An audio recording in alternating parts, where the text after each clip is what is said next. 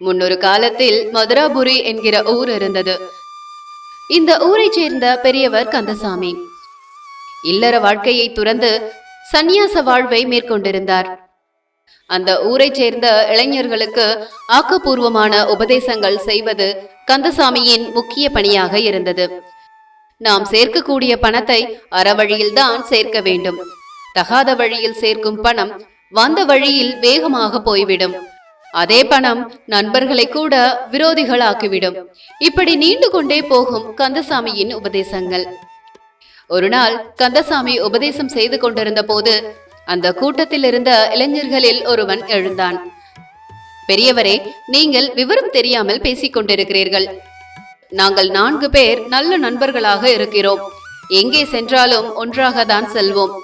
நீங்கள் சொல்வது போல எந்த பணத்தாலும் எங்கள் நட்பை பிரிக்க முடியாது என்று சொன்னான் அந்த இளைஞன். கூட்டத்தில் இருந்த மற்றவர்களும் அந்த இளைஞனுக்கு ஆதரவாக கருத்துக்களை தெரிவித்தார்கள். உபதேசம் செய்து கொண்டிருந்த பெரியவர் கந்தசாமியால் அதற்கான பதிலை உடனடியாக சொல்ல முடியவில்லை. இப்போது நீங்கள் நல்ல நண்பர்களாக இருக்கலாம். அது உங்கள் காலம் முழுவதும் நீடிக்க வேண்டும் என்பதுதான் என்னுடைய ஆசை என்று சொல்லி அன்றைய உபதேசத்தை முடித்துக் கொண்டார். நாட்கள் நகர்ந்தன. ஒரு நாள் அந்த 4 நண்பர்களும் அங்குள்ள மலை அடிவாரத்தில் அமர்ந்து பேசிக் கொண்டிருந்தார்கள். பக்கத்தில் மலைக்குகை ஒன்று இருந்தது. அதற்குள் சாது ஒருவர் கண்களை மூடி தியானம் செய்து கொண்டிருந்தார். ஒரு கட்டத்தில் கண்களை திறந்த சாது திடீரென்று அதிர்ச்சியானார். அக்கணமே குகையை விட்டு வெளியே ஓடி வந்தார். மரணம் என்னை துரத்துகிறது, மரணம் என்னை துரத்துகிறது என்று சொல்லிக்கொண்டே ஓடினார். மலை அடிவாரத்தில் இருந்த 4 நண்பர்களுக்கும் ஒன்றும் புரியவில்லை.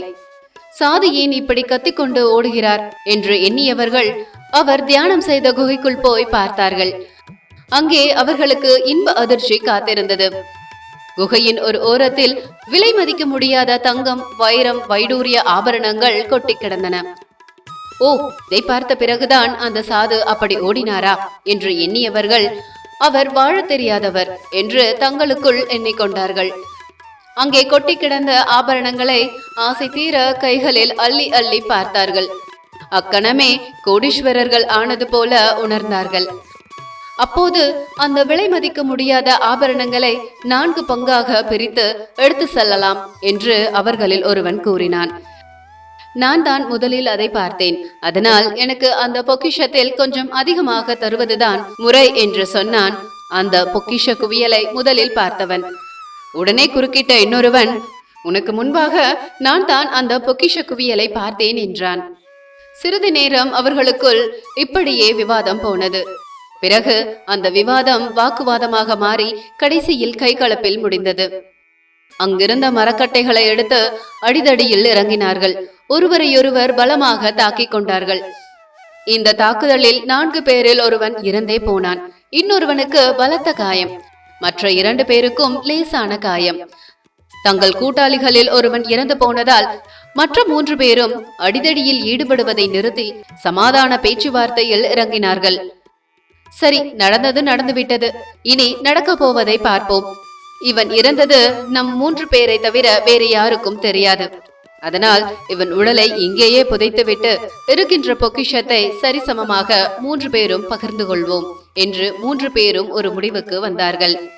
தாங்கள் அடித்தே கொன்ற நண்பனை குழி தோண்டி புதைத்தார்கள். அப்போது அவர்களுக்கு பசி எடுத்தது. அருகில் உள்ள ஊருக்கு ஒருவன் சென்று உணவு பொட்டலங்களை வாங்கி வருவது என்று முடிவெடுத்தார்கள். ஆனால் 3 பேருமே உணவை வாங்க நீ போ என்று ஒருவரையொருவர் கை காட்டினார்கள். ஒருவன் உணவு வாங்க வெளியே சென்று விட்டால் மற்ற 2 பேரும் அந்த விலை மதிக்க முடியாத ஆபரணங்களை கொண்டு போய் விடலாம் என்று சந்தேகப்பட்டார்கள். கடைசியாக 3 பேரும் சேர்ந்து யார் உணவு வாங்க வெளியே போவது என்று தீர்மானித்தார்கள். நீ திரும்பி வரும் வரை நாங்கள் இங்கேயே இருப்போம். நீ வந்த பிறகு இவற்றை 3 பங்காக பிரித்து ஆளுக்கு ஒரு பங்கு எடுத்துக்கொள்ளலாம் என்று 2 பேர் உத்தரவாதம் கொடுத்த பிறகு 3வது இளைஞன் உணவு வாங்க வெளியே புறப்பட்டு சென்றான். சிறிது நேரத்தில் குகையில் இருந்த 2 பேரில் பலத்த காயமடைந்தவனுக்கு மூச்சு திணற ஆரம்பித்தது. தண்ணீர் தண்ணீர் என்று முணங்கினான். அவன் படும் மரண அவஸ்தையை அருகிலிருந்த இன்னொருவன் கண்டுகொள்ளவே இல்லை. ஒருவேளை இவன் இறந்துவிட்டால் 3 பங்கு 2 பங்காக மாறிவிடும். நமக்கு இன்னும் அதிகமாக செல்வம் கிடைக்கும் என்று கணக்கு போட்டான். அடுத்த அரை மணி நேரத்தில் சாப்பாடு வாங்க வெளியே சென்றிருந்தவன் மீண்டும் குகைக்கு வந்து சேர்ந்தான். தான் குகையில் விட்டு சென்ற 2 பேரில் ஒருவன் இறந்து கிடந்ததை பார்த்து அதிர்ச்சியடைந்தான். நான் வெளியே போகும்போது இவன் நன்றாக தானே இருந்தான், இப்போது எப்படி இருந்தான் என்று கேட்டான் திரும்பி வந்தவன். அங்கிருந்தவன் இப்படித்தான் இறந்தான் என்று சொல்லிக்கொண்டே தன் கையில் இருந்த மரக்கட்டையால் அவன் தலையில் ஓங்கி தாக்கினான். உணவு வாங்கி வந்த இளைஞன் அந்த இடத்திலேயே சரிந்து விழுந்து இறந்தான். இப்போது 4 நண்பர்களில் எஞ்சி இருந்தது ஒருத்தன் மட்டுமே. நல்ல வேளை 3 பேரும் செத்துவிட்டார்கள். இங்குள்ள பொக்கிஷம் எல்லாம் எனக்கே சொந்தம் என்று மகிழ்ச்சியில் திளைத்தவன் ஒரு மூட்டையில் அந்த ஆபரணங்கள் அனைத்தையும் அள்ளி எடுத்து கட்டிக்கொண்டான். பசியும் களைப்பும் அதிகமாக இருந்ததால் கடைசியாக கொல்லப்பட்ட நண்பன் வாங்கி வந்த உணவு பார்சல்களில் ஒன்றை எடுத்து பிரித்தான். பயங்கர பசி இருந்ததால் மிச்சம் வைக்காமல் அந்த உணவை சாப்பிட்டு முடித்தான். அவன் அந்த உணவை சாப்பிட்டு முடித்ததும் தான் தாமதம். அவனது தலை கிறுகிறுக்க ஆரம்பித்தது. கண்கள் மயங்கி சொருகின. நிலை தடுமாறி கீழே சரிந்தவன் அப்படியே அமைதியாக இறந்து போனான். ஆம், அவன் சாப்பிட்ட உணவில் விஷம் கலக்கப்பட்டிருந்தது. உணவு பொட்டலங்கள் வாங்க சென்றவன் தான் சாப்பிட்டு விட்டு மற்ற 2 நண்பர்களுக்கும் வாங்கி வந்த உணவு பொட்டலத்தில் விஷத்தை கலந்திருந்தான். அவர்கள் 2 பேரும் இறந்துவிட்டால் பொக்கிஷம் முழுவதையும் தானே எடுத்துக்கொள்ளலாம் என்று அவன் ஒரு கணக்கு போட்டிருந்தான். இப்போது அந்த விலை மதிக்க முடியாத பொக்கிஷத்தை அள்ளி செல்ல யாருமே இல்லை. அதை பங்கு போட முயன்ற 4 நண்பர்களும் இறந்து விட்டார்கள். பணம் நல்ல நண்பர்களை கூட விரோதிகளாக்கிவிடும் என்று பெரியவர் கந்தசாமி சொன்ன உபதேசம் பொய்த்து போகவில்லை. நம் வாழ்க்கைக்கு பணம் அவசியம்தான். அதை முறையான வழியில் சம்பாதிக்க வேண்டும், முறையாக பயன்படுத்த வேண்டும். அதை விட்டுவிட்டு தவறான வழியில் பணம் சேர்க்க ஆசைப்பட்டால் அதனால் ஏற்படும் விபரீதங்களையும் எதிர்கொள்ள தயாராக இருக்க வேண்டும் என்கிறது இந்த கதை. முறையற்ற வழியில் வரும் ஒவ்வொரு பணமும் பாவத்தை மட்டுமே சேர்க்கும். அந்த பணத்தை தொடுவது மட்டுமல்ல, அது பற்றி நினைப்பதும் பாவத்தையே கொண்டு வந்து சேர்க்கும். இந்த கதை பத்தின உங்களோட கருத்துக்களை மறக்காம கமெண்ட் பண்ணுங்க.